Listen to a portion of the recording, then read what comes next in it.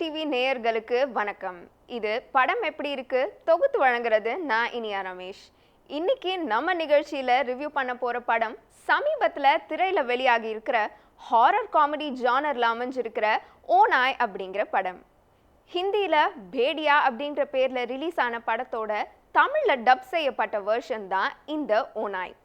2 மணி நேரம் 36 நிமிஷம் ஓடுற இந்த படத்தை அமர் கௌஷிக் இயக்கியிருக்காரு, நிரேன் பட் எழுதியிருக்காரு.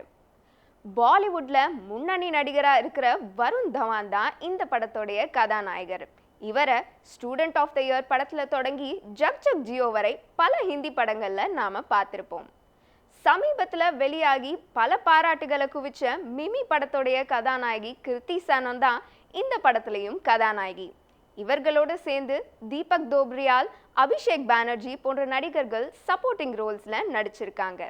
இந்த படத்தோடைய கதை சுருக்கம் என்னன்னு பார்த்தோம்னா, வருண் தவான் டெல்லியில ஒரு பில்டிங் கான்ட்ராக்டரா இருக்காரு.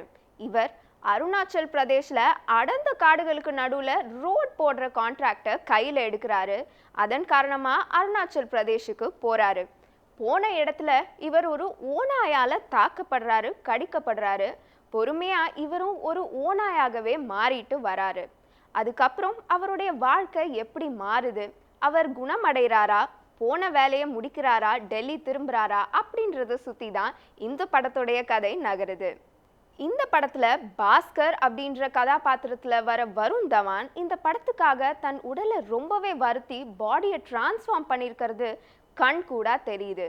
அதுவும் அவர் ஓநாயா மாறுற காட்சிகளை ரொம்ப சிறப்பான நடிப்பை வெளிப்படுத்தியிருக்காரு. கிருத்தி சனன் இந்த படத்துல அனிகா அப்படின்ற ஒரு வெட்டினரி டாக்டர் ரோல்ல வராங்க. ரொம்ப கியூட்டான பெர்ஃபார்மன்ஸை கொடுத்துருக்காங்க. ஆனா இவங்களோட கேரக்டரை இன்னும் பெட்டரா எழுதியிருக்கலாமோ அப்படின்னு தோணுது. கிருத்தி சனன் மாதிரியான ஒரு திறமையான நடிகையை இந்த படத்துல இன்னும் பெட்டரா யூட்டிலைஸ் பண்ணியிருக்கலாமோ அப்படின்னு தோணுது. வருண் தவான் உடைய கசின் ரோல்ல வர அபிஷேக் பானர்ஜியோட காமெடி டைமிங்களும் கவுண்டர்களும் இந்த படத்துல முழுக்க நம்மளை சிரிக்க வச்சுட்டே இருக்கு. அதுவும் சீரியஸான தருணங்கள்ல அவர் கொடுக்குற கவுண்டர்களுக்கு சிரிப்புன்றது கேரண்டி. இந்த ஓநாய் படத்தோட பாசிட்டிவ்ஸை முதல்ல பார்த்தோம்னா, இந்த படம் டைரக்டர் அமர் கௌஷிக்கோட சொந்த ஊரான அருணாச்சல் பிரதேஷ்லேயே முழுக்க எடுத்திருக்காங்க. அதனால அந்த எக்ஸாட்டிக்கான லொக்கேஷன்ஸை பார்க்கும்போது ஒரு விஷுவல் ட்ரீட்டாகவே இருக்கு. ஏன் சொல்ல போனால் நாமளே அருணாச்சல் பிரதேஷ்க்கு ட்ராவல் பண்ணிட்டு வந்த ஃபீலை தருது இந்த படம். இது ஒரு ஃபேண்டசி சப்ஜெக்ட் அப்படிங்கிறதுனால இந்த படத்தில் ஸ்பெஷல் எஃபெக்ட்ஸ் ரொம்பவே முக்கியமானது. அதுக்கு ஏற்ற மாதிரியே விஎஃப்எக்ஸும் இந்த படத்தில் ரொம்ப பிரம்மாண்டமாகவே பண்ணியிருக்காங்க. ஒரு ஹாலிவுட் படத்துக்கு இணையாகவே இருக்குது அப்படின்னு சொன்னாலும் மிகையாகாது.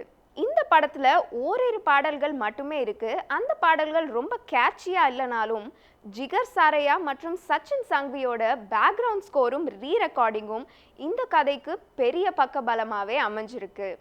இந்த படத்தை பார்க்குறப்போ ஒரு டப்பிங் படம் பார்க்குறோம் அப்படின்ற ஃபீல் கொஞ்சம் கூட வராத அளவுக்கு டயலாக்ஸை கச்சிதமாக டிரான்ஸ்லேட் பண்ணி தமிழில் டப் பண்ணியிருக்காங்க. அதில் ரொம்ப கவனம் செலுத்தியிருக்காங்க படத்தோட குழு அப்படின்றது நமக்கு தெரியுது.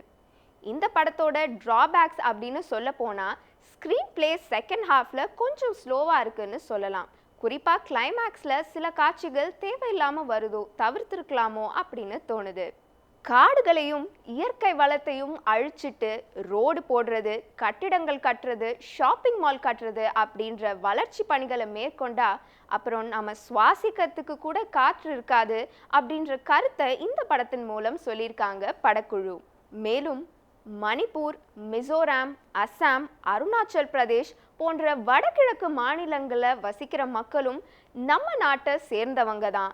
அவங்கள நாம் பிரித்து பார்க்கக்கூடாது, அவங்கள நம்ம டிஃப்ரெண்ட்டாக ட்ரீட் பண்ணக்கூடாது, வேறுபடுத்தி பார்க்கக்கூடாது அப்படின்ற கருத்தையும் நகைச்சுவை மூலமாக ரொம்ப அழகாகவே இந்த படத்தில் சொல்லியிருக்காங்க.